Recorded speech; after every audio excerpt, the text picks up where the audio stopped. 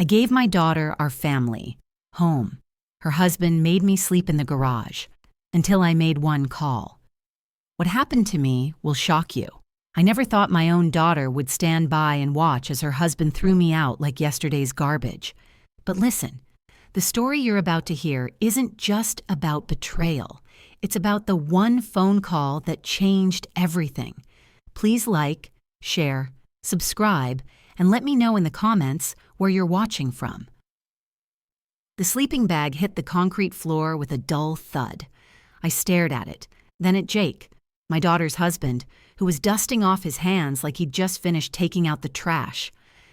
"There you go, Linda. All set up for you," he said, his voice carrying that fake cheerfulness that made my skin crawl.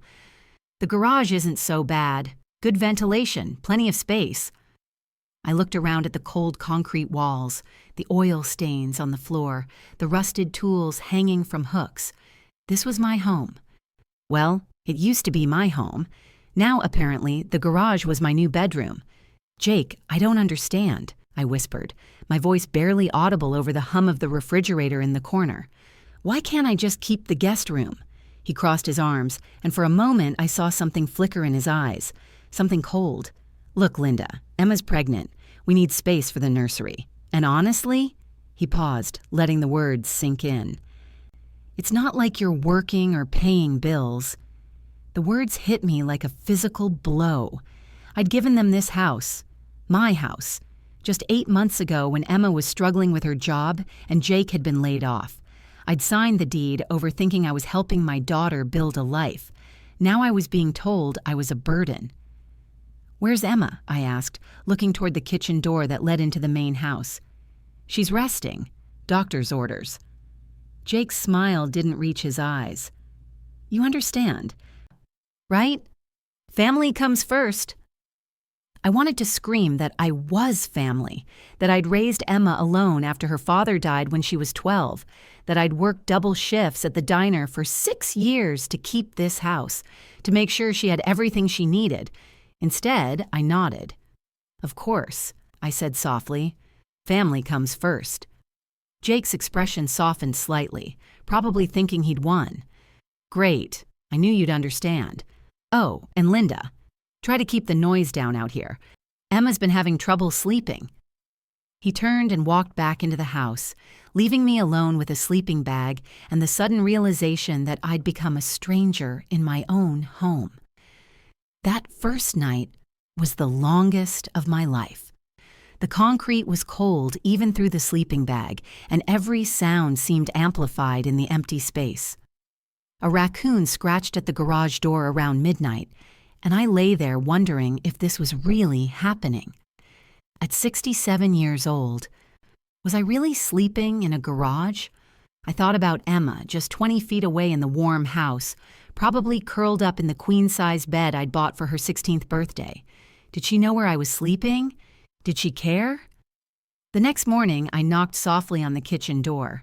Jake opened it, coffee mug in hand, looking annoyed. "What is it, Linda?" I was wondering if I could use the bathroom to freshen up before Emma wakes up. He glanced at his watch. "Make it quick. Emma likes her coffee ready by 8.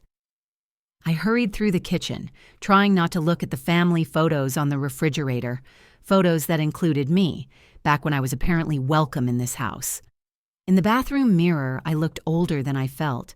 My gray hair was disheveled, and there were dark circles under my eyes. When I came out, Emma was sitting at the kitchen table, her hand resting on her small bump. She looked up at me with eyes that used to light up when I walked into a room. "Morning, Mom," she said, but her voice was flat, distant. "Morning, sweetheart. How are you feeling?" "Tired." She turned back to her phone, scrolling through something that was apparently more interesting than talking to her mother. Jake set a cup of coffee in front of her and kissed the top of her head. "Your mom's getting settled in the garage. Isn't that nice? She's giving us space for the baby." Emma nodded without looking up. "That's good." I stood there for a moment, waiting for her to say something else, anything else, but she just kept scrolling and Jake kept shooting me looks that made it clear my presence wasn't welcome. "Well," I said finally, "I guess I'll let you two have your breakfast." I walked back to the garage, my heart breaking a little more with each step. This was my daughter, the little girl who used to crawl into my bed during thunderstorms, who'd cried when I couldn't afford the expensive prom dress she wanted. I'd sold my grandmother's wedding ring to buy her that dress. Now she couldn't even look at me. Days blended into weeks. I developed a routine of sorts. Wake up early, use the bathroom while they were still sleeping, make myself scarce during the day. I'd sit in the small park 2 blocks away, feeding pigeons and watching other people's families play on the swings. At night, I'd return to my sleeping bag and try to ignore the dampness that was starting to seep through the garage walls. The roof leaked right above where I slept. I'd wake up to find my pillow damp, my blanket soaked through. I mentioned it to Jake once, and he just shrugged. "I'll get to it when I have time," he said, but we both knew he wouldn't. One evening, I was lying on my makeshift bed when I heard voices from the kitchen. The walls were thin and sound carried. "She's driving me crazy," Jake was saying, "always lurking around, trying to insert herself into our conversations."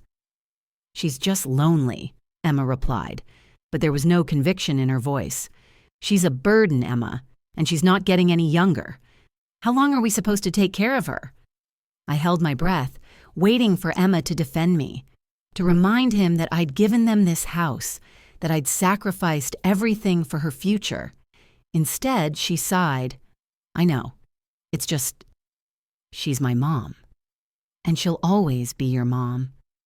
But that doesn't mean she has to live here forever. There are places for people like her. Nice places. People like me." The words echoed in my mind as I pulled the thin blanket over my head. When had I become people like me? A month passed. The nights were getting colder, and I developed a persistent cough that I couldn't shake. I'd started keeping my few possessions in a small cardboard box, my late husband's watch, a few photos, the deed to the house that I'd so stupidly signed over. That's when I overheard the conversation that changed everything. I was coming back from the park earlier than usual because it had started raining. I could hear Jake and Emma talking in the living room, their voices carrying through the thin garage wall. "Look, Emma, I did the math. If we sell this place in 5 years, we'll have enough for a down payment on that house in Riverside, the good school district." "But what about Mom?" Jake's laugh was cold. "What about her? She'll be gone by then anyway. Let's be honest.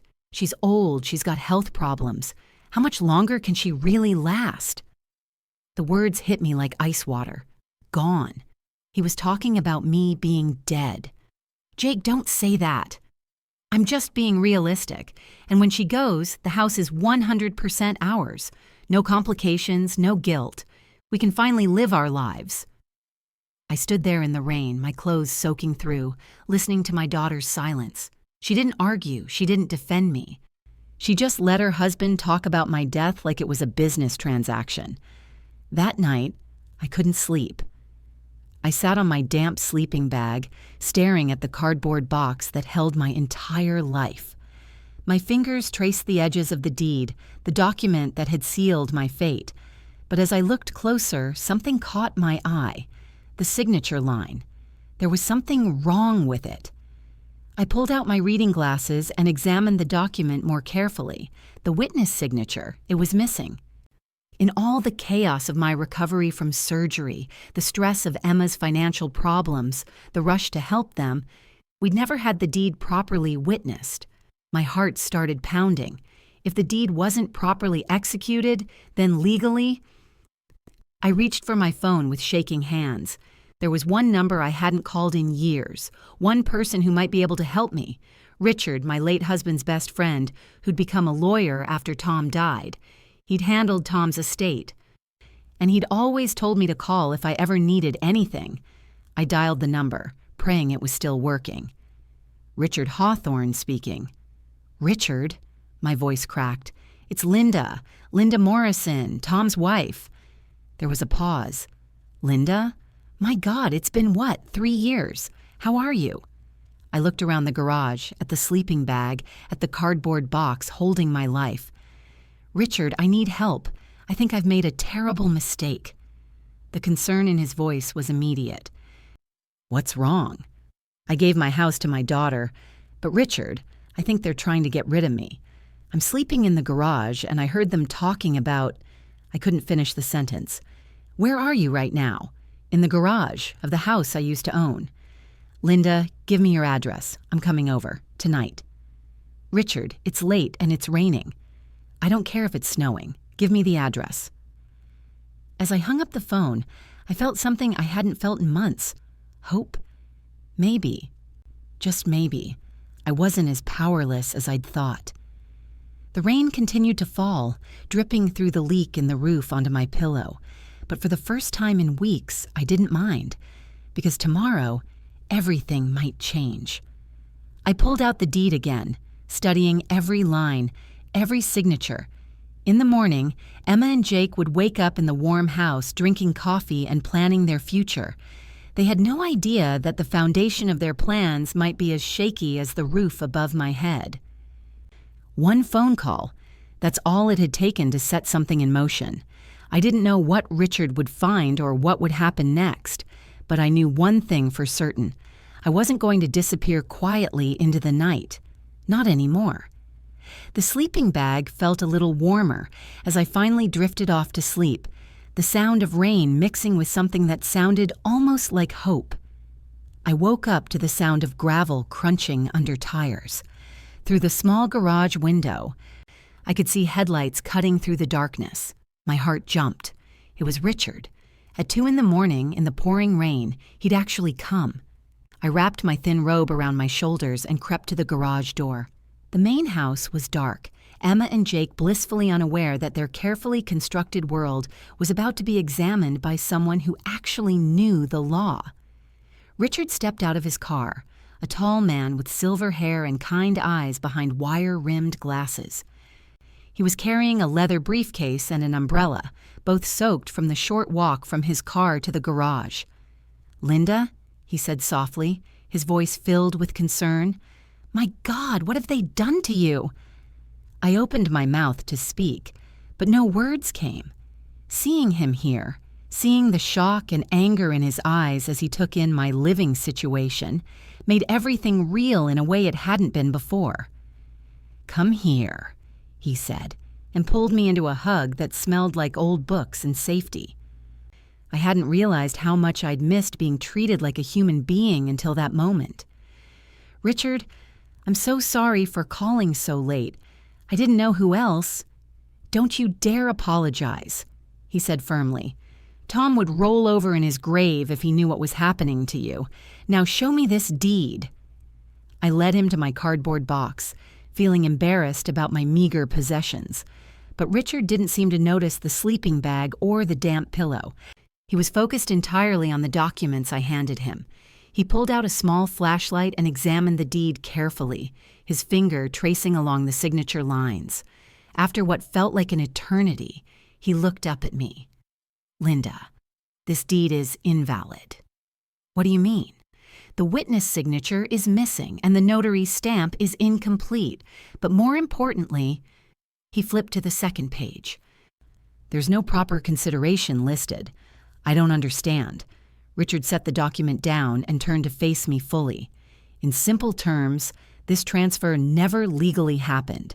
You still own this house." The words hit me like a physical force. I had to sit down on the edge of my sleeping bag. But I signed it. I gave it to them. "You signed a piece of paper? Yes. But legally, it's worthless. Emma and Jake have been living in your house, telling you where you can and can't sleep, when you still own the property." I felt dizzy. "Are you sure?" "I'm positive. But Linda, there's something else." Richard's expression grew serious. "You said they were having financial troubles when you tried to transfer the house. Have they taken out any loans since then?" I don't know. Jake handles all the finances." "We need to find out. Because if they've been using this house as collateral for loans, thinking they owned it..." He trailed off. But I could see the implications in his eyes. "That would be fraud," I whispered. "It would be fraud." We sat in silence for a moment, the rain still pattering against the garage roof. I thought about all the nights I'd lain here feeling worthless and forgotten while I'd actually been the legal owner of the house the entire time. Richard, what do I do? First, you're coming home with me. Tonight. I'm not leaving you in this garage for one more minute. I can't just leave. Emma will worry. Richard's laugh was bitter. Emma put you in a garage, Linda. Emma stood by while her husband treated you like garbage. I think Emma will survive a night without knowing where you are. He was right, but the thought of leaving still made me nervous. This had been my home for so long, even if it was now just a corner of the garage. What about tomorrow? Tomorrow, we start fighting back. We're going to run a full property search, check for any liens or mortgages, and figure out exactly what Jake and Emma have been up to. And then, he paused, his eyes growing steely. Then we're going to have a conversation with your daughter. I packed my few belongings back into the cardboard box. As I was folding my extra clothes, I found something I'd forgotten about. A letter from Tom, written to me during his final days in the hospital. I'd kept it all these years, reading it whenever I felt lost. My darling Linda, it began, if you're reading this, then I'm gone, and you're probably scared about the future. Don't be. You're stronger than you know, and you deserve so much more than you think you do. Don't let anyone make you feel small. You built this life, this home, this family. Never forget that. I showed the letter to Richard, and I watched his jaw tighten as he read it. Tom knew you, Linda. He knew exactly who you were. Don't let them convince you otherwise. As we drove through the empty streets toward Richard's house, I found myself thinking about Emma, not the woman who'd ignored me at breakfast, but the little girl who used to beg me to read her bedtime stories, the teenager who'd cried in my arms when her first boyfriend broke her heart. When had she become someone who could watch her mother sleep in a garage? Richard lived in a small but comfortable house across town. He set me up in his guest room, which had a real bed with clean sheets and a lamp I could actually read by. After months of sleeping on concrete, the mattress felt like heaven. Get some sleep, he said, standing in the doorway. Tomorrow we start taking your life back. But I couldn't sleep. I kept thinking about what Richard had said, that the house was still mine, that Emma and Jake had no legal right to it, that I'd been living like a prisoner in my own home. The next morning, Richard made coffee and toast, and we sat at his kitchen table while he made phone calls. I listened to him speak to county clerks and mortgage companies, his voice professional and authoritative. This was a side of him I'd never seen before. Not just Tom's kind friend, but a lawyer who knew how to get things done. Interesting, he said after hanging up from his third call. Linda, your house has 2 mortgages on it. One taken out 6 months ago, another just last month. 2 mortgages? Both in Emma's name, both using the house as collateral. Together, they total about $80,000. I felt sick. They borrowed money against my house? They borrowed money against a house they didn't own. The bank accepted the fake deed as proof of ownership. Richard's expression was grim. This is definitely fraud, Linda. And it's serious. What happens now? Now we contact the mortgage companies and inform them that the collateral for their loans doesn't actually belong to the borrowers. We file a complaint with the district attorney's office, and we serve Emma and Jake with papers to vacate the property. Vacate? The word felt strange in my mouth. Linda, they're living in your house illegally. They've committed fraud. You have every right to evict them. I thought about Emma, pregnant and scared, and felt a pang of guilt. But then I remembered the sleeping bag, the cold concrete, the way Jake had looked at me when he said I wasn't paying bills. What about the baby? What about it? They can find another place to live. They should have thought about the baby before they decided to commit fraud. Richard was right, but it still felt overwhelming. After so many months of being treated like I was nothing, the idea of having power again was almost frightening. I need to think about this. Of course. But Linda, while you're thinking they're living in your house and spending money they stole, every day you wait is another day they get away with it. That afternoon, Richard and I drove past the house, my house. I could see Jake's car in the driveway, and through the kitchen window, I could see Emma moving around, probably making lunch. It looked so normal, so peaceful, but I knew the truth now. They have no idea what's coming, Richard said quietly. Should I call Emma? Give her a chance to explain? Explain what? That she let her husband put her mother in a garage? That she stood by while he talked about you dying? That she's been living in a house she helped steal? When he put it like that, it sounded even worse. I thought about all the times I'd made excuses for Emma's behavior, all the times I'd told myself she was just stressed about the pregnancy, that she didn't really mean to hurt me. Richard? What if I'm wrong? What if they really thought they owned the house? Then why didn't they make sure the paperwork was done correctly? Why didn't they ask questions when something as important as a house transfer seemed too easy? He shook his head. No, Linda. They knew exactly what they were doing. They just thought you were too old and too trusting to figure it out. That evening, Richard showed me all the documents he'd gathered. Bank statements, mortgage applications, property records. It was all there in black and white, a clear pattern of fraud and deception. Look at this, he said, pointing to a mortgage application. Jake listed his income as $50,000 a year, but according to unemployment records, he's been out of work for 8 months. So he lied on the application? He lied on the application using a house he didn't own as collateral to get money he wasn't qualified for. That's 3 separate crimes. I stared at the papers, trying to process everything. This wasn't just about being kicked out of my own house anymore. This was about my daughter and her husband being criminals. There's more, Richard continued. I checked their credit reports. They've been using your address to apply for credit cards, personal loans, even a car loan.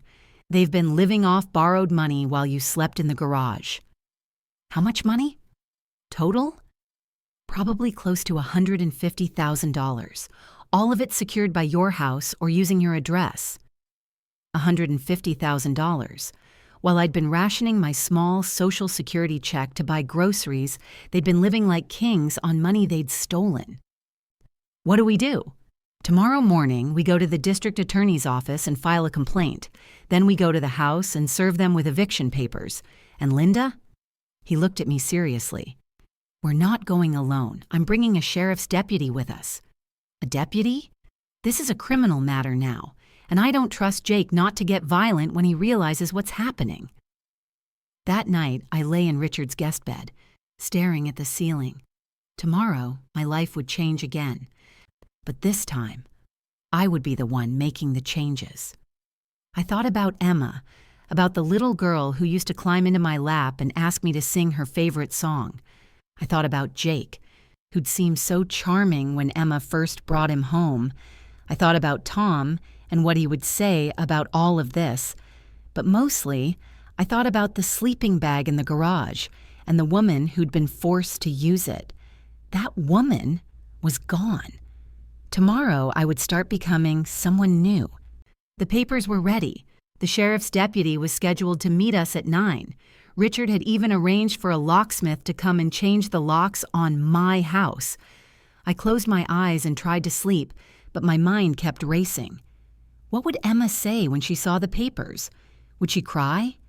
Would she finally understand what she'd done to me? Or would she just be angry that her plan had failed? I guess I was about to find out. Tomorrow couldn't come fast enough. What do you think Emma's reaction will be when she discovers the truth? Let me know in the comments below.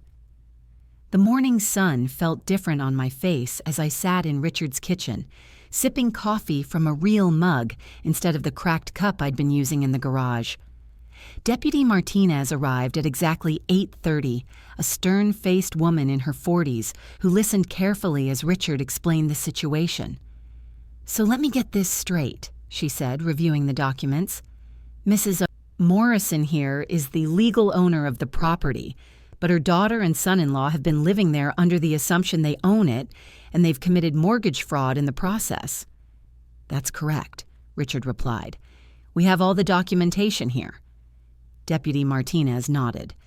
And you want to serve them with eviction papers and inform them about the criminal charges? Yes, I'm concerned about potential violence, given the amount of money involved. She looked at me with kind eyes. Mrs. Morrison, I have to ask, are you sure you want to do this? Once we serve these papers, there's no going back. I thought about the sleeping bag, about Jake's cruel laughter, about Emma's silence when her husband talked about me dying. I'm sure. Then let's go. The drive to my house felt surreal.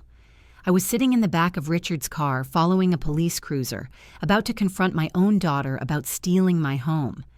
6 months ago, I never could have imagined this moment. We pulled into the driveway behind Jake's car. Through the kitchen window, I could see him at the table, probably reading something on his phone while Emma made breakfast. They looked so comfortable, so settled. They had no idea their world was about to collapse. Richard squeezed my hand. You ready for this? As ready as I'll ever be. Deputy Martinez knocked on the front door. My front door.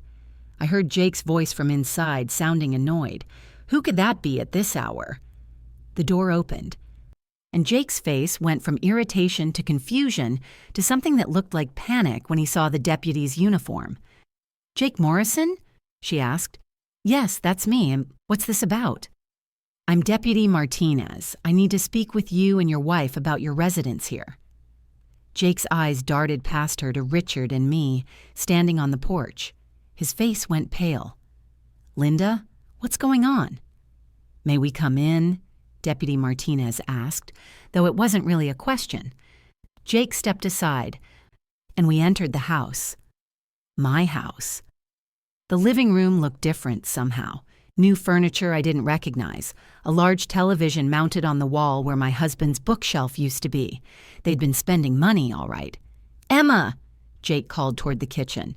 Emma, get out here! Emma appeared in the doorway wearing a maternity dress I'd never seen before. When she saw me, her face went through the same progression as Jake's. Confusion, then realization, then fear. Mom, what are you doing here? And why is there a police officer in our house?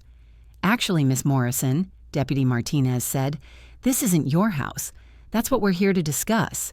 Richard stepped forward, briefcase in hand. Emma, Jake, I'm Richard Hawthorne. I'm representing your mother in a legal matter concerning this property. Legal matter? Emma's voice was getting higher. Mom, what's going on? Why didn't you tell us you were leaving last night? We were worried sick. I almost laughed at that. Worried sick. They'd been worried sick while I slept in their garage for months.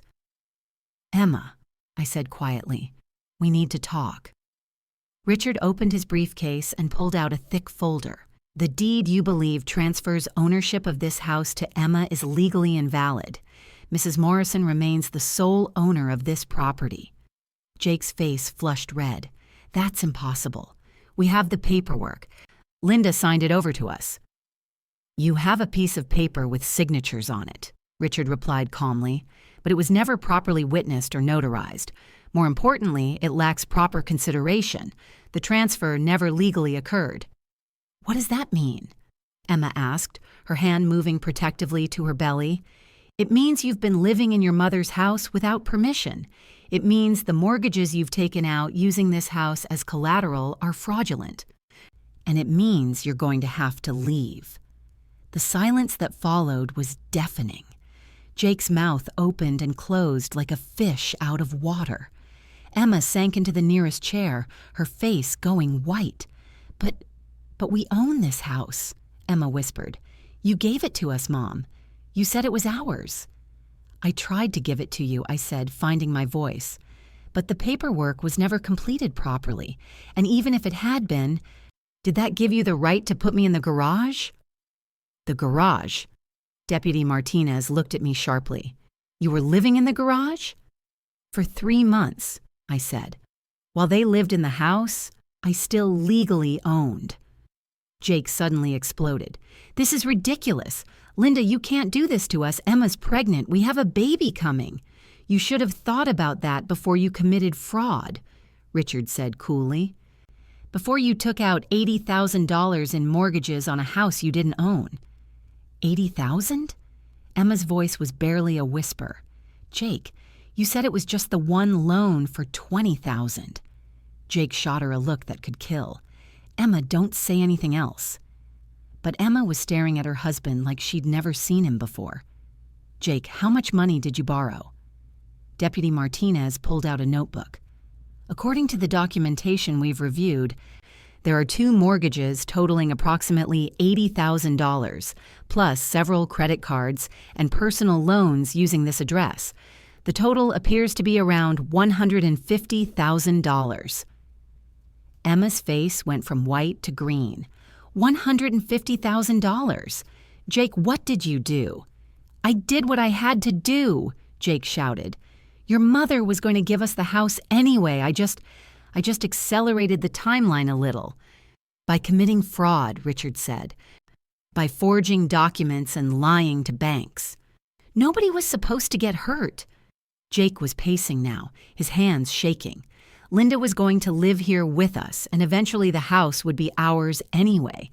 I just needed some cash to get us through the rough patch. So you put me in the garage, I said, my voice steady despite the anger building inside me.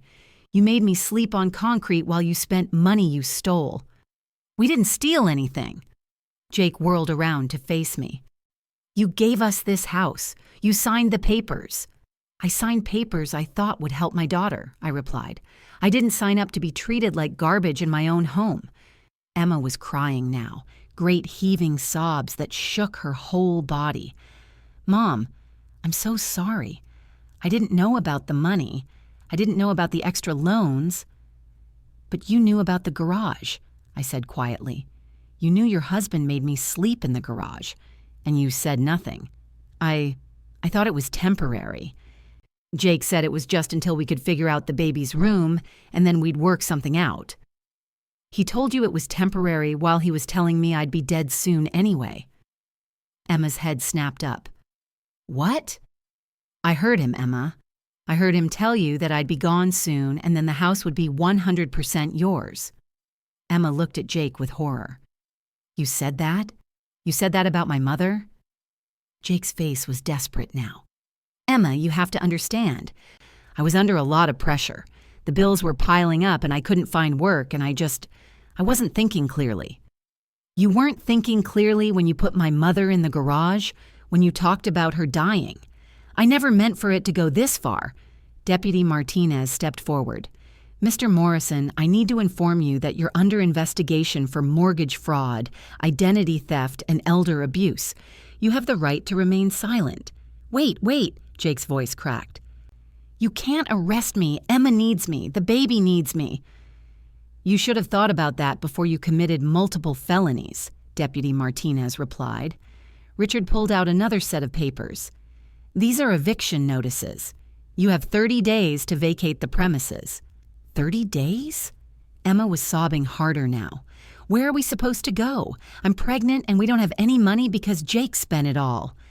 I felt a stab of guilt watching my daughter cry, but I pushed it down. She'd made her choices. They both had. Emma, I said, you're welcome to stay in the guest room until you figure something out, but Jake needs to leave, today. You can't separate us, Jake shouted.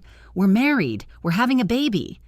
You separated yourself from this family when you decided to abuse an elderly woman, Deputy Martinez said. Mrs. Morrison is being more than generous by offering your wife a place to stay. Emma looked up at me through her tears. Mom, I'm so sorry. I'm so sorry. I don't know how I let this happen. You let it happen because you chose him over me, I said. You chose to believe his lies instead of protecting your own mother. I was scared, Emma whispered. I was scared about the baby and the money, and I just went along with whatever Jake said would make it better. Even when it meant putting me in the garage? Emma's silence was answer enough. Jake suddenly lunged toward Richard's briefcase. You can't do this. Those documents are fake. You're conspiring against us. Deputy Martinez was on him in seconds, restraining him with practiced ease. Mr. Morrison, You're under arrest for mortgage fraud, identity theft, and elder abuse. You have the right to remain silent." As the handcuffs clicked into place, Jake looked at me with pure hatred. "This is all your fault, Linda. You couldn't just be grateful for what we gave you. You had to ruin everything." "What you gave me?" I couldn't believe what I was hearing. "You gave me a sleeping bag and a concrete floor in my own house. We gave you a place to live. We took care of you. By stealing from me." Deputy Martinez was reading Jake his rights as she led him toward the door. Emma was still crying, but she was watching her husband being arrested with something that looked like relief mixed with horror. "Emma!" Jake called out as they reached the door. "Emma, don't let them do this. Call my brother. Call a lawyer. Don't let them take me." But Emma just sat there, her hands on her belly, staring at the floor. After the police car drove away, the house felt eerily quiet. Richard was organizing his papers, and Emma was still crying softly on the couch. I stood in the middle of my living room, trying to process what had just happened. "Mrs. Morrison," Deputy Martinez said before leaving, "we'll need you to come to the station tomorrow to give a formal statement, and I want you to know what they did to you was wrong. No one should have to live like that." After she left, it was just the three of us, Richard, Emma, and me. The silence stretched on until Emma finally spoke. "Mom, what happens now?" I looked at my daughter, this woman who'd stood by while I was humiliated and abused, who'd let her husband steal from me and plan for my death. But I also saw the little girl who used to fall asleep in my lap, who'd needed me to chase away the monsters under her bed. "I don't know, Emma. That depends on you. I want to make this right," she said through her tears. "I want to fix this somehow." "Some things can't be fixed," I replied. "But maybe we can start over." Richard cleared his throat. "Linda, we still need to deal with the mortgage companies and the other creditors. They're going to want their money back." "What about the house?" "The house is yours, free and clear, but Emma and Jake's creditors might try to come after it to recover their losses." I thought about that. After everything I'd been through, I might still lose my home to banks and credit card companies. "What do you recommend?" "We fight them. We show them that the collateral they accepted was fraudulent and that they need to go after Jake for repayment, not you." I nodded. It would be another battle, but after what I'd just survived, I felt ready for it. Emma looked up at me with red, swollen eyes. "Mom, can I really stay here, in the guest room?" I studied her face, looking for any sign of the manipulation I'd seen so often from Jake, but all I saw was a scared, pregnant woman who just watched her world collapse. "You can stay," I said finally, "but we're going to have rules. And we're going to have some very honest conversations about what happened here." "Okay," she whispered. "Okay." As Richard packed up his papers, I walked through the house, really seeing it for the first time in months. They'd changed so much. Sold furniture, bought new things, rearranged rooms. It would take time to make it feel like home again. But it was mine. After everything, it was still mine. Do you think Linda was right to let Emma stay, or should she have made her leave too? Share your thoughts below. The next few weeks were a blur of legal meetings, phone calls, and uncomfortable silences. Emma and I circled each other like wounded animals, neither of us quite sure how to navigate this new reality. She'd moved into the guest room, and I'd reclaimed my old bedroom, but the house felt different. Everything felt different. Richard had been working around the clock, fielding calls from mortgage companies and credit card companies who were suddenly very interested in their secured loans. The first few conversations had been heated, with bank representatives insisting that I was responsible for the debt since it was my house. But Richard was relentless. "Let me explain this to you again," I heard him say during one particularly tense phone call. "Your bank accepted fraudulent documentation as collateral. The borrowers never owned the property they used to secure the loan.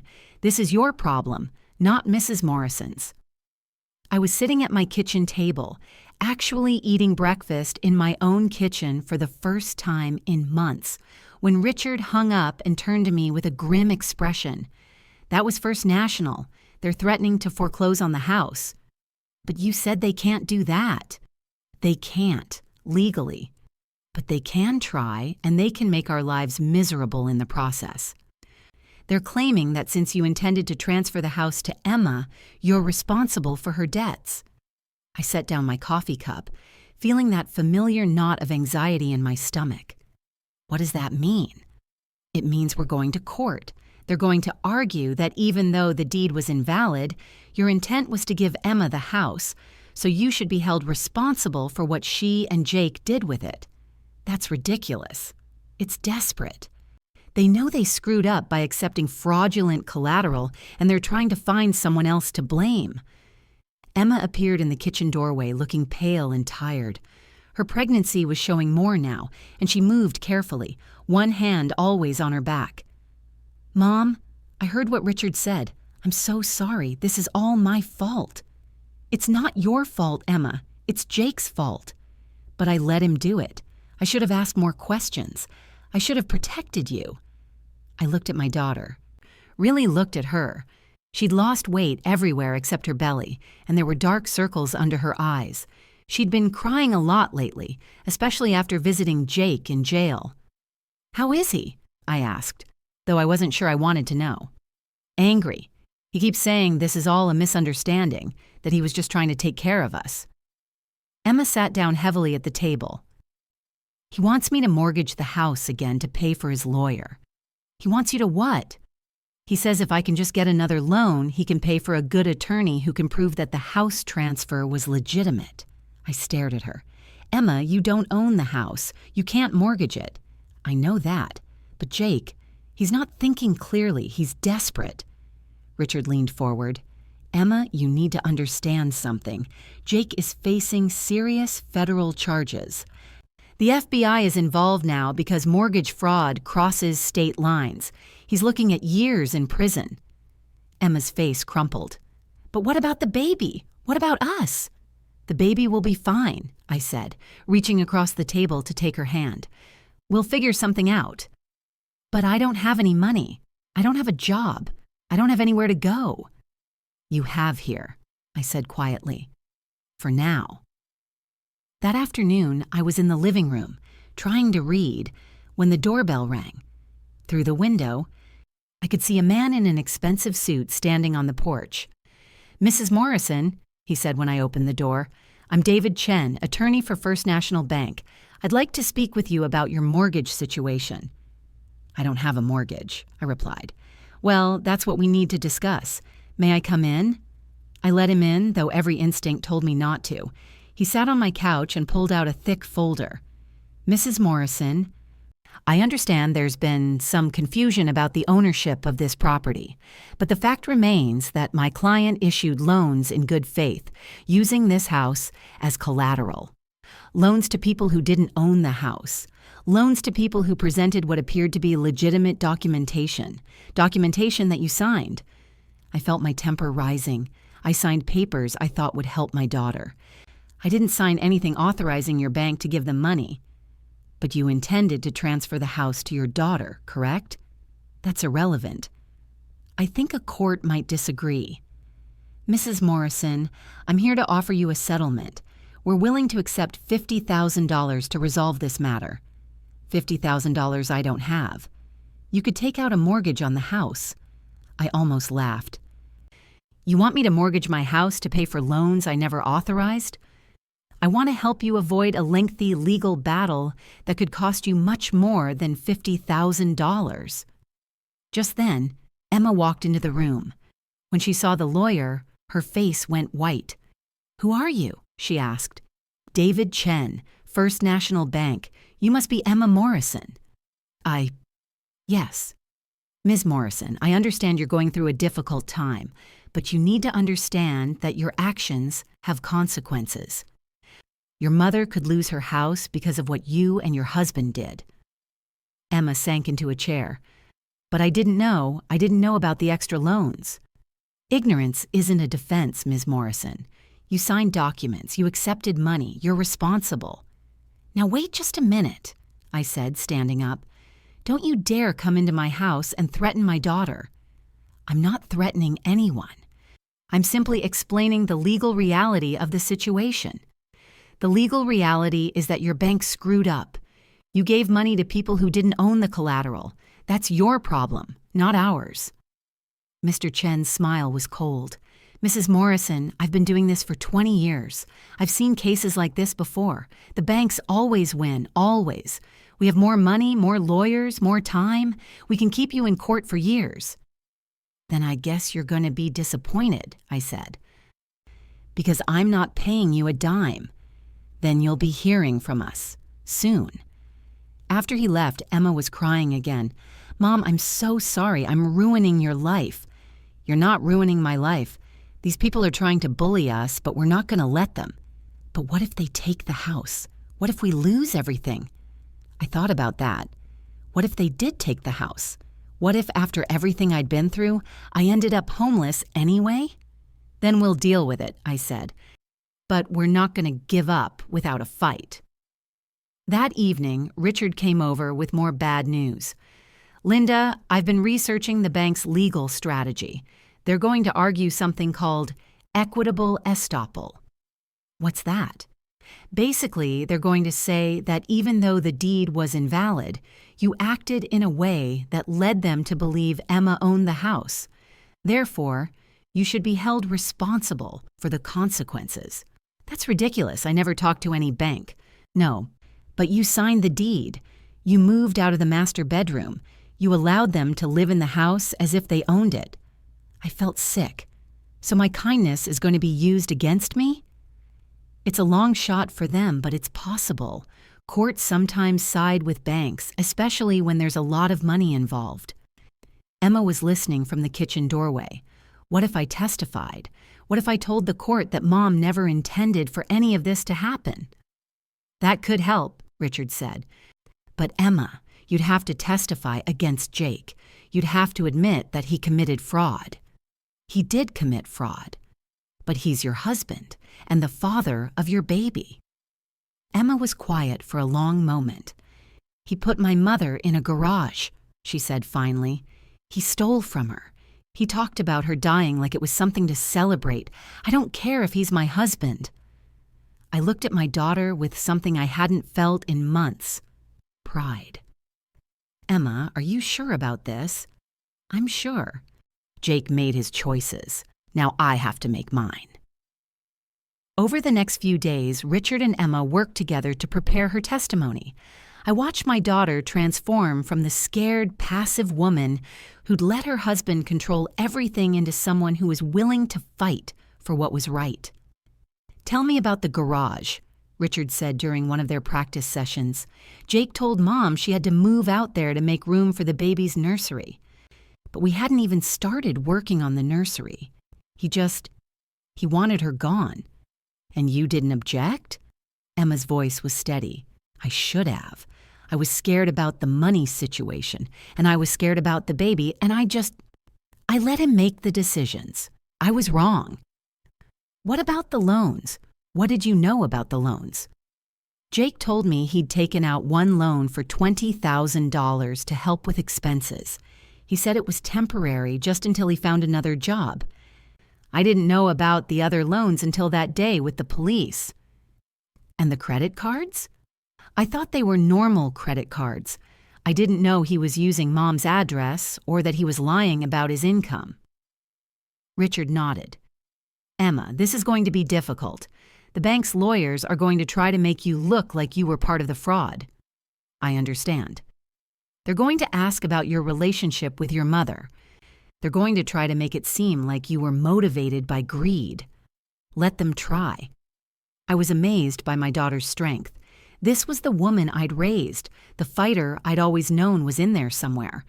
A week later, we got news that changed everything. Richard burst into the house, waving a piece of paper. Linda, Emma, you need to see this. We gathered around the kitchen table as he spread out the document. The FBI finished their investigation of Jake's activities. It turns out he wasn't just defrauding banks. He was running a whole operation. What kind of operation? He was finding elderly people who were thinking about transferring property to their children, then helping them with the paperwork, making sure the transfers were invalid. Then he'd help the adult children take out loans against the property. I felt cold. How many people? 7 that they've found so far, all elderly, all trusting. All ended up losing their homes when the loans defaulted. So I wasn't the only one. You weren't the only one, but Linda, you were the only one who fought back. The others just accepted it when the banks came after them. Emma was staring at the document in horror.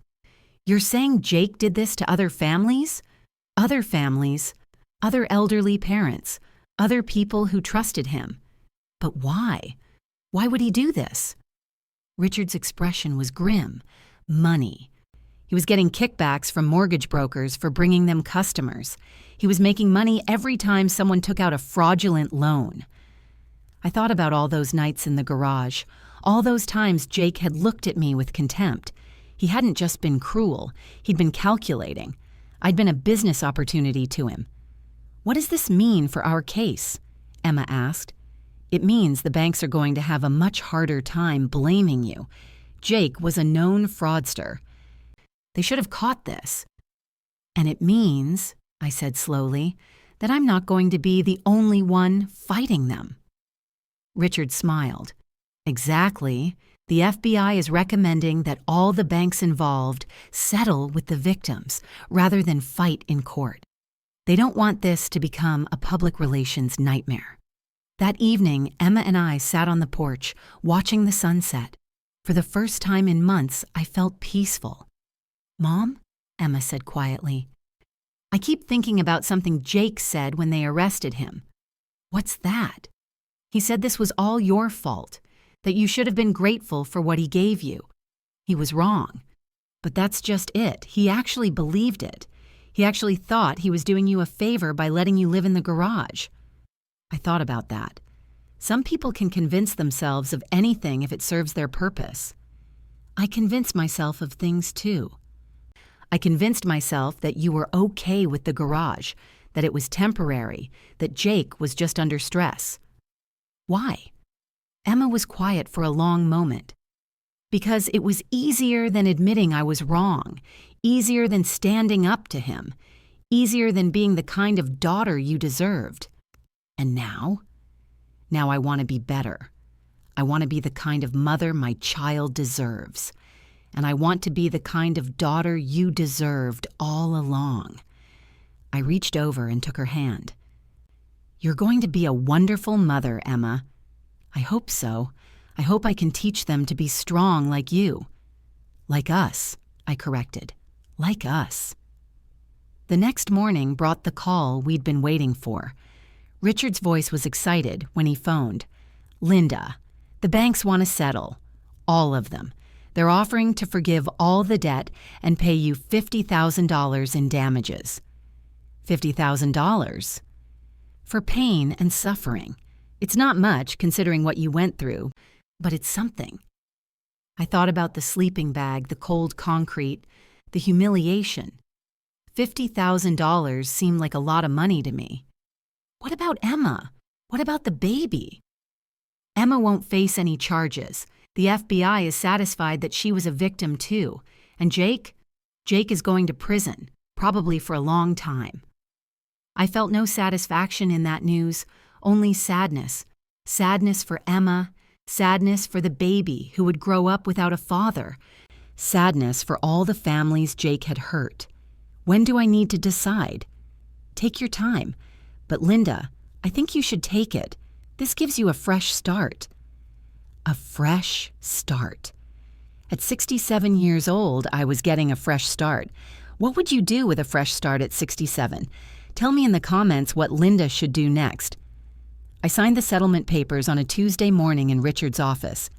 Emma sat beside me, her hand resting on her now prominent belly, watching as I put my signature on document after document. $50,000 plus all the fraudulent debt erased. It felt surreal. That's it, Richard said, gathering the papers. It's over. It's over. I repeated, but the words felt strange in my mouth. After months of fighting, of fear, of uncertainty, it was hard to believe that this chapter was finally closed. Emma squeezed my hand. "Mom, what are you going to do now?" I'd been thinking about that question for weeks. What does a 67-year-old woman do with a fresh start? What does she do with a house that holds so many painful memories and money she never expected to have? I said slowly, "I'm going to sell the house." Emma's eyes widened. "Sell it?" "But Mom, it's your home. It's where you built your life with Dad." "It's where I built my life with your father," I corrected.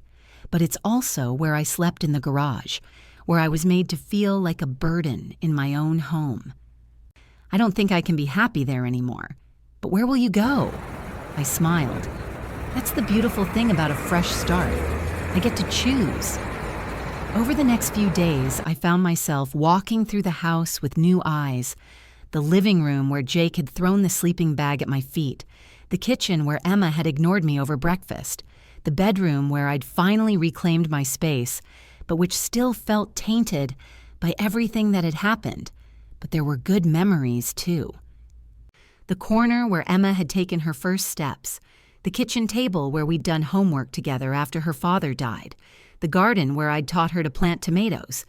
It wasn't an easy decision, but it was the right one. I called a real estate agent that Thursday. Margaret Santos was a woman about my age, with kind eyes and a no-nonsense attitude. "It's a beautiful house," she said, walking through the rooms. "Great neighborhood, good bones. With the market the way it is, I think we can get you a very good price." "How good?" "Based on recent sales in the area, I'd estimate around $300,000. Combined with the settlement money, I'd have enough to live comfortably for the rest of my life. Enough to be independent, to make my own choices, to never have to depend on anyone again." "When can we list it?" "I can have the paperwork ready by tomorrow." That evening, Emma and I sat in the living room, surrounded by photo albums and memory boxes. I was trying to decide what to keep and what to let go. "Mom, I still can't believe you're selling." "Emma, I need you to understand something. This house represents a time in my life when I was powerless, when I let people make decisions for me. I can't move forward if I'm still living in the past." "But what about the baby? What about having a place for family gatherings?" I looked at my daughter, really looked at her. She was scared again, scared of change, scared of being alone. But she was also stronger than she'd been months ago. "Emma, you're going to be a wonderful mother, but you need to learn to stand on your own 2 feet. I can't be your security blanket forever. I know that, but I'm scared. I'm having a baby and I don't have a job, and Jake is going to prison and I don't know how to do this alone. You're not alone. You have me, but you also have yourself. And that's more powerful than you realize." Emma was quiet for a moment. Then she pulled out a photo from one of the albums. It was a picture of her at 8 years old, standing in the garden with dirt on her face and a huge smile, holding a tomato she'd grown herself. "I remember this day," she said. "I was so proud of that tomato. I thought I was the greatest gardener in the world. You were so determined. You watered that plant every day, even when it was raining. You talked to it like it was your best friend. Dad had just died. I thought if I could grow something beautiful, maybe it would make you smile again." I felt tears in my eyes. "It did make me smile. You made me smile every day, even when I was heartbroken. I want to be that person again. I want to be the kind of person who grows beautiful things instead of letting them die. You already are, Emma. You just forgot for a while." The next week, potential buyers started coming through the house. It was strange, watching strangers walk through my rooms, imagining their lives in the spaces where I'd lived mine. But it also felt liberating. Each viewing was a step toward freedom. One couple, in their 30s with a toddler, fell in love with the house immediately. They stood in the living room talking about where they'd put the Christmas tree, how they'd use the spare bedroom as a nursery. They had hope in their eyes. The same hope I'd had when Tom and I first bought the house 40 years ago. "We'd like to make an offer," the husband said. "Full asking price," the wife added. "We don't want to lose this house." Margaret looked at me with raised eyebrows. Full asking price on the first viewing was almost unheard of. "I'll need to think about it," I said. But I already knew I was going to accept. These young people would fill the house with love and laughter again. They would make it a home, the way it was meant to be. After they left, Emma found me in the kitchen staring out the window at the garden. "Mom, are you having second thoughts?" "No, I'm having first thoughts. For the first time in months, I'm thinking about the future instead of the past." "What kind of future?" I turned to face her. "I've been looking at senior living communities, not nursing homes," I added quickly, seeing her expression. "Active adult communities, places where people my age live full, independent lives." "That sounds lonely." "It sounds peaceful. No one to tell me where I can and can't sleep. No one to make me feel like a burden. Just me, making my own choices, living my own life." Emma was quiet for a moment. "Are you running away from me?" The question caught me off guard. "What do you mean?" "I mean, are you moving away because you don't want to be around me anymore? Because of what I let happen to you?" I walked over to her and took her hands. "Emma, I'm not running away from you. I'm running toward myself. For the first time in my adult life, I get to choose where I live, how I live, who I spend my time with. That's not about you, it's about me." "But what about the baby? What about being a grandmother?" "I'll be a grandmother wherever I live. But I'll be a better grandmother if I'm happy and independent." "Where are you thinking of moving?" I smiled. "There's a place called Sunset Gardens about 2 hours north of here.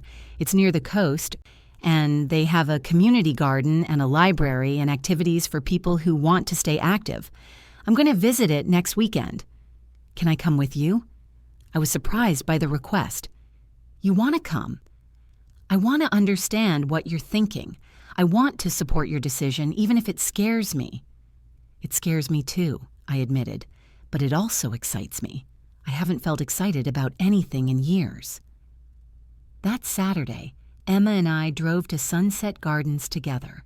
It was a beautiful facility, not institutional at all, but more like a small town designed for people over 55. The apartments were spacious and bright, with small patios or balconies. The common areas were welcoming, with comfortable furniture and lots of windows. "Mrs. Morrison," said the tour guide, an energetic woman named Carol, "I understand you're interested in one of our garden view units?" "I am." "Wonderful. We have a beautiful 2-bedroom that just became available. It has a lovely view of the rose garden, and you'd have your own small patio for container gardening."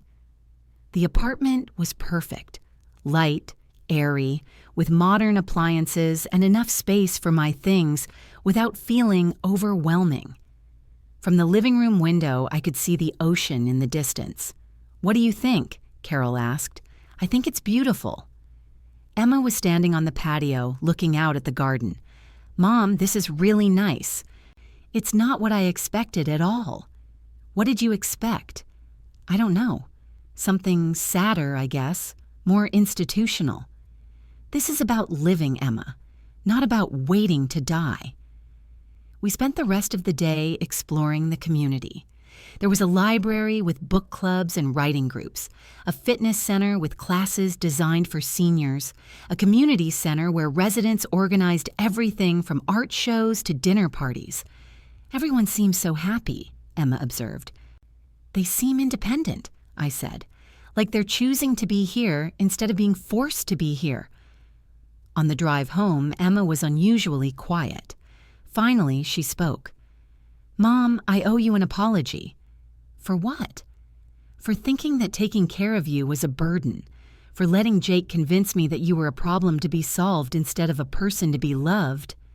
"Emma?" "No, let me finish. I've been thinking about this a lot. When Dad died, you could have remarried. You could have found someone to take care of you.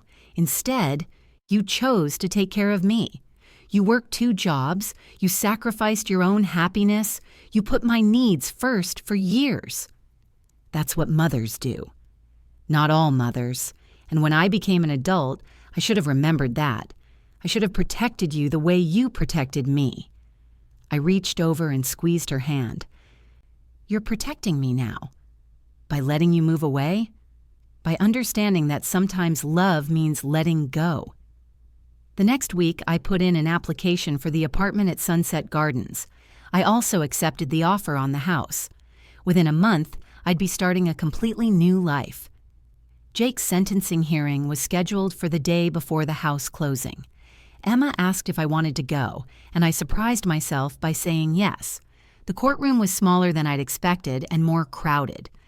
There were other victims there, elderly people who'd been scammed by Jake's operation. I recognized the look in their eyes, the same confusion and hurt I'd felt. When Jake was brought in, he looked different. Thinner, older, defeated. He scanned the courtroom and his eyes found Emma, then me. For a moment, our eyes met and I saw something I hadn't expected. Shame. The judge was a stern woman who'd clearly seen too many cases like this one. She read the charges methodically. Fraud, elder abuse, conspiracy, money laundering. The list seemed to go on forever. Mr. Morrison, she said finally, you've pleaded guilty to serious federal crimes. Before I sentence you, do you have anything to say? Jake stood up slowly. Your Honor, I want to say I'm sorry. I know that doesn't fix anything, but I want everyone to know that I'm sorry. He turned to face the gallery. I'm sorry to all the people I hurt. I'm sorry to Linda, who trusted me and who I betrayed. I'm sorry to Emma, who deserved better than what I gave her. And I'm sorry to my unborn child, who will grow up knowing their father was a criminal. His voice broke on the last words, and I saw Emma start to cry. I don't know how I became the kind of person who could do these things, Jake continued. I told myself I was just trying to provide for my family, but that was a lie. I was greedy, and I was weak, and I hurt innocent people. The judge nodded. Mr. Morrison, the court appreciates your remorse. However, your crimes were serious and systematic. You targeted vulnerable elderly people and stole their homes, their security, their peace of mind. The sentence is 7 years in federal prison, followed by 5 years of supervised release. 7 years. Emma gasped beside me. By the time Jake got out, their child would be in 2nd grade. After the hearing, Emma and I sat in the parking lot for a long time, neither of us speaking. 7 years, she said finally. 7 years, I agreed. I thought I'd feel angrier or sadder, but mostly I just feel empty. That's grief, Emma. You're grieving the man you thought you married. Were there signs? Things I should have seen? I thought about that. Maybe. But Emma, you can't blame yourself for not seeing something someone was trying to hide. Jake was a skilled manipulator. He fooled banks, he fooled lawyers, he fooled me too. But you figured it out. I figured it out because I had to. Because I was sleeping in a garage and I had nothing left to lose. Emma was quiet for a moment. I'm glad you figured it out, Mom. I'm glad you saved us both. I didn't save us, Emma. We saved ourselves. And we're going to keep saving ourselves every day by making better choices. The next morning was the house closing. Emma came with me to the lawyer's office where we signed what felt like 100 documents. When it was over, I handed the keys to the young couple who'd bought the house. Take care of it, I said. It's a good house. It just needs the right family. We will, the wife promised. We'll love it. As we walked out of the office, Emma turned to me. How does it feel? Like the end of one story and the beginning of another. Are you scared? Terrified, I admitted, but also excited. I haven't felt excited about tomorrow in years. I'm excited for you too. And Mom, I'm proud of you. For fighting back, for not giving up, for choosing yourself. I'm proud of you too. For testifying against Jake, for choosing to be honest instead of comfortable. We hugged in the parking lot, and I felt something I hadn't felt in months. Hope. Not just hope for the future, but hope for us, for the relationship we might build now that we were both choosing to be better. That evening, I packed the last of my belongings. Tomorrow, I'd drive to Sunset Gardens and start my new life. Emma would stay in the area, close to her doctor, and we'd figure out the rest as we went. As I was closing the last box, I found something I'd forgotten about: the deed to the house, the invalid one that had started this whole nightmare. I stood there for a moment, looking at my signature on the document that had nearly cost me everything. Then I walked to the kitchen and lit a match. I held the flame to the corner of the deed and watched it burn in the sink, the paper curling and blackening until there was nothing left but ash. "Goodbye," I whispered. "Goodbye to all of it." Tomorrow I would wake up in a new place with new possibilities and a new understanding of my own strength. At 67, I was finally learning who I could be when I chose myself first. If you had to start over at 67, what's the first thing you'd do to reclaim your independence? 6 months later, I was sitting on my patio at Sunset Gardens, watching the sunrise over the ocean. My small garden was thriving. Tomatoes, herbs, and flowers I'd planted with my own hands in my own space. The morning air was crisp and clean, and I had nowhere to be except exactly where I wanted to be. My phone buzzed with a text from Emma. "Baby kicked all night. I think she's going to be a soccer player. Can't wait for you to meet her next week." Emma was doing well. She'd gotten a job at a local library, found a small apartment she could afford, and was preparing for motherhood with a strength I'd always known was inside her. We talked every few days, and I visited once a month. Our relationship was different now, healthier, more honest, built on choice rather than obligation. I was typing back a response when I heard a knock at my door. Through the window, I could see my neighbor, Mrs. Chen, standing there with a concerned expression. "Linda, dear, I'm sorry to bother you so early, but I need to ask you something." "Of course, Helen. Come in." Mrs. Chen sat down heavily in my living room chair. She was about 75, a sweet woman who'd moved to Sunset Gardens after her husband died. We'd become friends over our shared love of mystery novels and morning walks. "Linda, you know how you helped me understand that reverse mortgage offer last month?" I nodded. A company had been targeting residents of Sunset Gardens with aggressive reverse mortgage sales tactics, and I'd helped Helen understand why the deal was terrible. "Well, I got a call yesterday from my grandson. He wants me to sign over my house to him. He says it's for tax purposes, but something doesn't feel right." My blood ran cold. "Helen, tell me exactly what he said."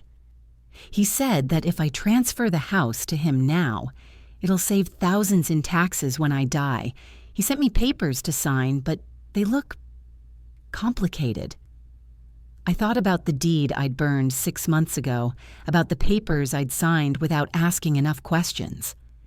"Helen, have you signed anything yet?" "No, but he's coming this weekend. He says it's urgent." "Helen, I want you to promise me something. Don't sign anything until we can have a lawyer look at it, and I mean anything." "But he's my grandson. He wouldn't hurt me." "I thought my daughter wouldn't hurt me either." Helen's eyes widened. You think he's trying to steal my house? I think you need to be very careful, and I think you need to understand that family doesn't always mean safety." That afternoon, I called Richard. He was now handling legal matters for several Sunset Gardens residents, and he agreed to meet with Helen the next day. "Linda," he said over the phone, "I've been seeing more of this lately. Adult children pressuring elderly parents to transfer property. Sometimes it's innocent, but sometimes it's what happened to me." "Exactly. You've become something of a legend, you know, the woman who fought back and won." "I don't feel like a legend. I feel like someone who almost lost everything because I was too trusting. But you didn't lose everything. You fought back, and now you're helping others do the same." After I hung up, I sat on my patio and thought about that.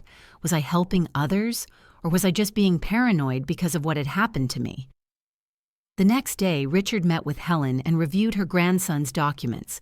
His face was grim when he called me afterward. "Linda, it's worse than we thought. The grandson isn't just trying to get the house. He's trying to get power of attorney, access to her bank accounts, everything. If she'd signed those papers, she would have lost complete control of her finances." "What do? "We call the police. This is elder abuse, and it's a pattern. I'm betting this grandson has done this before." Within a week, Helen's grandson was under investigation. It turned out he'd been running a similar scam on other elderly relatives, pressuring them to sign over assets while they were still alive. "How did you know?" Helen asked me over coffee. "How did you know not to trust him?" "Because I learned the hard way that just because someone is family doesn't mean they have your best interests at heart. And I learned that when something feels wrong, it usually is." "I could have lost everything. But you didn't. You asked questions, you got help, and you protected yourself." Helen squeezed my hand. "Thank you, Linda. You saved me." "No, Helen, you saved yourself. I just helped you see that you had the power to do it." That evening, I was reading in my living room when my phone rang. It was Richard. "Linda, I have an interesting proposition for you." "What kind of proposition?" "The district attorney's office wants to start an elder abuse prevention program. They're looking for someone who's been through it to help train law enforcement and social workers. Someone who can speak from experience. You want me to talk about what happened to me? I want you to help other people avoid what happened to you. You've already started doing it informally with Helen and some of the other residents. This would make it official." I thought about Emma sleeping in the garage, about Jake's cruel laughter, about the months of feeling powerless and forgotten. Then I thought about Helen, safe in her home because she'd asked the right questions. I thought about all the other elderly people out there who might be facing similar situations. What would I have to do? Tell your story. Help people understand the warning signs. Show them that they don't have to be victims. "Richard, I'm not a public speaker. I'm just a woman who got lucky." "Linda, you're a woman who refused to give up. You're a woman who fought back when everyone expected you to disappear quietly. That's not luck, that's strength." I agreed to meet with the district attorney's office the following week. The meeting was intimidating at first. All these legal professionals in suits talking about programs and funding and impact metrics. But then they asked me to tell my story, and something changed. I talked about the sleeping bag, about the cold concrete, about feeling invisible in my own home. I talked about the moment I found the invalid deed, about the phone call that changed everything, about learning that I still had power even when I felt powerless. When I finished, the room was completely silent. Then the district attorney, a woman about Emma's age, spoke. "Mrs. Morrison, your story is powerful, but more than that, it's educational. You've identified patterns and warning signs that could help other people recognize abuse before it's too late. I don't know if I'm the right person for this." "You're exactly the right person. You're not a lawyer or a social worker or a politician. You're someone who lived through it and came out the other side. That's exactly what people need to hear." Over the next few months, I started speaking at senior centers, community groups, and law enforcement training sessions. Each time, I told my story, but I also listened to others. I heard from women who'd been financially abused by their adult children, from men who'd been isolated from their friends and family, from people who'd been made to feel like burdens in their own homes. "The hardest part," one woman told me after a presentation, "is admitting that your own family would hurt you. You want to believe that love protects you, but sometimes love is just another word people use to control you." "What matters," I told her, "is that you're here now. You're asking questions. You're learning to protect yourself. That's what strength looks like." Emma's baby was born on a Tuesday in April. I was there for the birth, holding my daughter's hand as she brought my granddaughter into the world. When the nurse placed that tiny, perfect baby in my arms, I felt something I hadn't experienced in years. Pure, uncomplicated joy. "What are you going to name her?" I asked. "Hope?" Emma said softly. "Her name is Hope. Hope Morrison? Hope Morrison Santos. I'm going back to my maiden name. I want her to know where she comes from." As I held Hope, I thought about all the things I wanted to teach her, about standing up for herself, about recognizing her own worth, about never letting anyone make her feel small. But mostly, I wanted to teach her that she always had choices, even when it seemed like she didn't. "She's beautiful," I whispered. "She's going to be strong," Emma said, like her grandmother. That evening, I was back at Sunset Gardens, showing pictures of Hope to anyone who would look. Mrs. Prate Van Chen was admiring the photos when she said something that stuck with me. "Linda, look how much your life has changed. 6 months ago, you were sleeping in a garage. Now you're a grandmother, a speaker, a person who helps others. You've completely reinvented yourself." "I didn't reinvent myself," I said. "I just remembered who I always was." "What do you mean?" "I mean that the woman who fought back, who refused to disappear, who chose herself first, she was always there. She just got buried under years of being told she was supposed to be grateful for scraps." That night, I sat on my patio and thought about the journey that had brought me here. From the sleeping bag in the garage to this moment, holding my granddaughter and planning my next speaking engagement. It hadn't been easy, but it had been worth it. My phone buzzed with a text from an unknown number. "Mrs. Morrison, I heard you speak at the senior center last week. I think my son is trying to steal my house. Can you help me?" I smiled and typed back, "Yes, I can help. You're not alone." Because that's what I'd learned through all of this, that none of us are alone, even when we feel most isolated. There's always someone who's been where we are, someone who understands, someone who's willing to help us find our way back to ourselves. The one phone call that changed my life wasn't just about getting help for myself.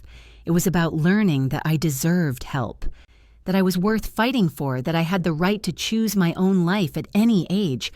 And now, every time I answered the phone to help someone else, I was making that same choice again.